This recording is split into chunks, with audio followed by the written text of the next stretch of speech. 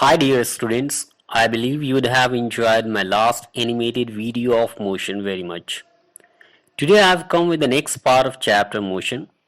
In this video we will learn about velocity and acceleration. So let's start. First we see the definition of velocity, that is the rate of change of displacement. The rate of change of displacement means that when we divide the displacement by time, that is called rate of change of displacement. Or we can also define velocity as speed of an object in a particular direction is called velocity. Now we are talking about direction, so it's a vector quantity. Now as we know that the SI unit of displacement is meter and second is the SI unit of time. So the SI unit of velocity will be meter per second. Now we understand it with the help of an example here. As you can see here that a girl is walking. She walks from point A to point B and covers 10 meter. So 10 meter is the displacement here. And she takes 5 seconds to complete this displacement. As you can see here that she is walking in west direction. So if we have to find out the velocity, we have the value of displacement and time. If we divide the displacement, that is 10 meter, by 5 seconds we will get the velocity, that is 2 meter per second in west direction. So when we add direction and speed, that becomes velocity.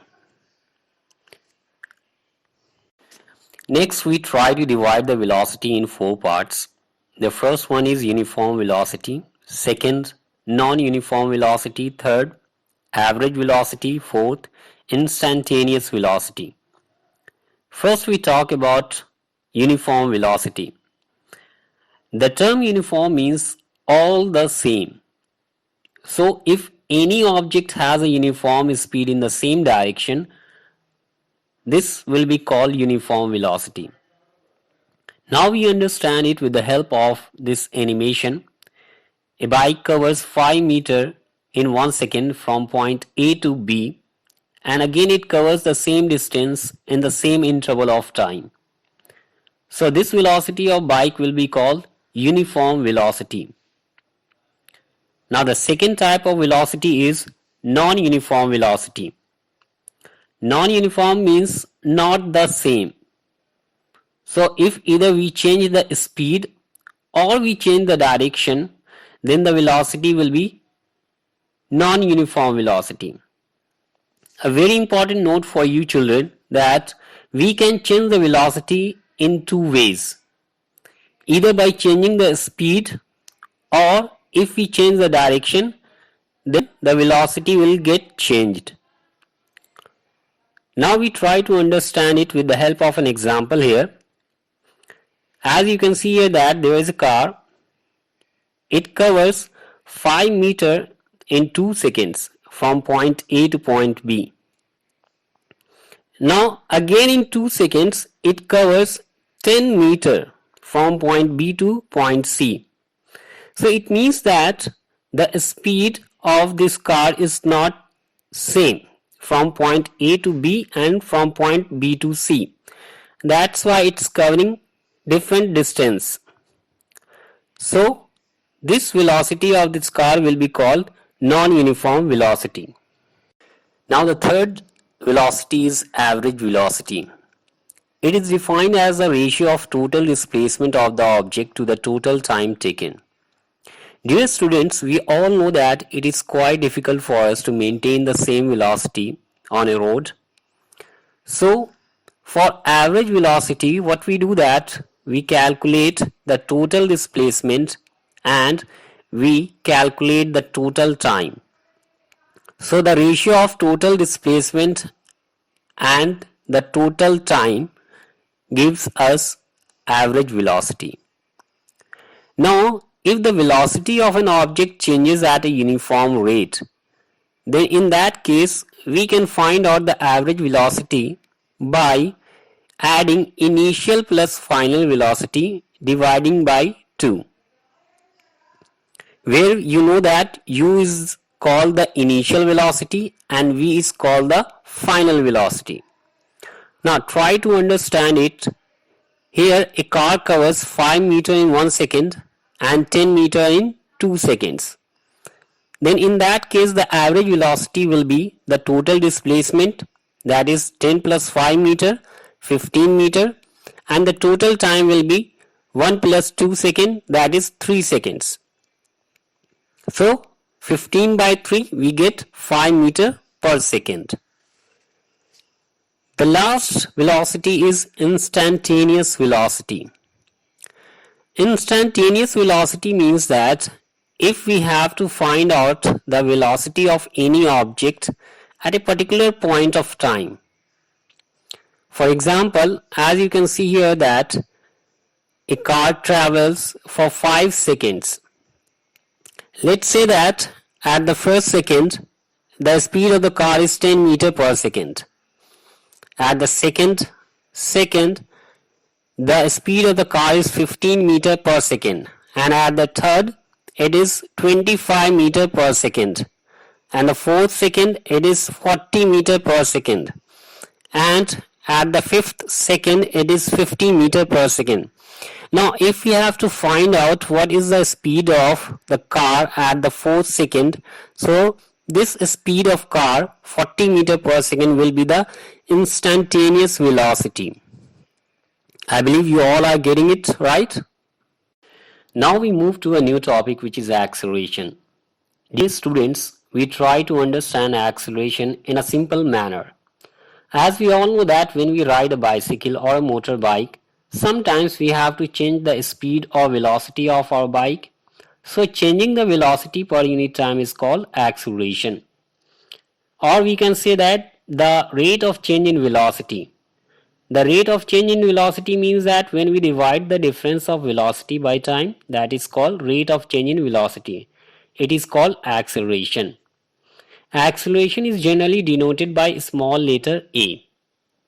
So the formula of acceleration can be given as change in velocity by time taken, or we can say that the final velocity minus initial velocity by time interval. As we all know that the SI unit of velocity is meter per second and the SI unit of time is second, so the SI unit of acceleration will be meter per second square. Since we also specify the direction in it, so it is a vector quantity. The acceleration is taken to be positive if it is in the direction of velocity and negative when it is opposite to the direction of velocity. See, positive acceleration means that when we accelerate or when we generally increase the speed of our bike, that is called the positive acceleration. And when we apply a brake and we try to stop or try to decrease the speed of our bike, then in that case that acceleration is called negative acceleration. Now we try to understand it with the help of an example here. As you can see here that there is a car which has a speed of 10 meter per second, which is known as initial velocity at point A, and after 5 seconds the final velocity of car is 20 meter per second at the point B. So if we have to calculate the acceleration, so final velocity minus initial velocity by time, it means 20 minus 10 by 5, that is equal to 2 meter per second square. That is the acceleration of this car. Now we move to a further topic, that is uniform acceleration. When velocity of body changes by equal amounts in equal interval of time, it means that let's say that for 2 seconds the velocity changes to 5 meter per second. In another 2 seconds again the velocity changes by 5 meter per second. So it means that for the same interval of time, if the velocity changes in the same manner, so this acceleration will be called uniform acceleration. For example, you can see here that a ball is falling So under the gravity here, so the acceleration which is produced in this ball, that this acceleration is called uniform acceleration. Now the next type of acceleration is non-uniform acceleration. As it is quite clear from the name itself, non-uniform means not uniform. So when velocity of a body changes by unequal amounts in equal intervals of time, this acceleration is called non-uniform acceleration.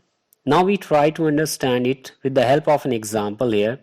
As you can see here that the speed of a car from point A to point B is 5 meter per second, and from point B to point C is 15 meter per second, and from point C to point D is 20 meter per second. It means that for the same interval of time, the changes in speed is different. So this acceleration in this car is called non-uniform acceleration. And the last topic in this video is deceleration, which is also called retardation or negative acceleration. Dear students, we all know that when we ride a bike or any vehicle and any object comes in front of us, in that situation we try to decrease the speed of our vehicle by applying the brake. So the acceleration which is produced against the motion of this vehicle, that acceleration is called deceleration. Deceleration takes place when a resultant force acts on an object in the direction opposite to the direction in which it is moving. Now the formula for the deceleration is same as for the acceleration, that is final velocity minus initial velocity by time taken. So as we know that when we are applying the brake, so the final velocity will be lesser than the initial velocity. So the resultant will be negative, right? So that's why we denote the acceleration with minus sign. Now let's take an example here. As you can see here that a car is running on a road with a velocity of 50 meter per second, which is the initial velocity of this car.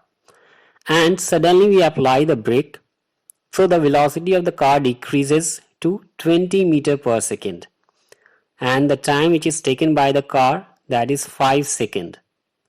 So acceleration will be final velocity minus initial velocity, that is 20 minus 50 by 5, that is minus 30 by 2, minus 15 meter per second square.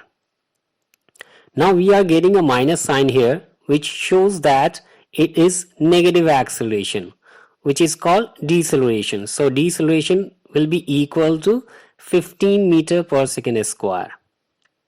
I believe you all have understood it clearly, right? So thank you very much for watching this video. You have a blessed day. Bye.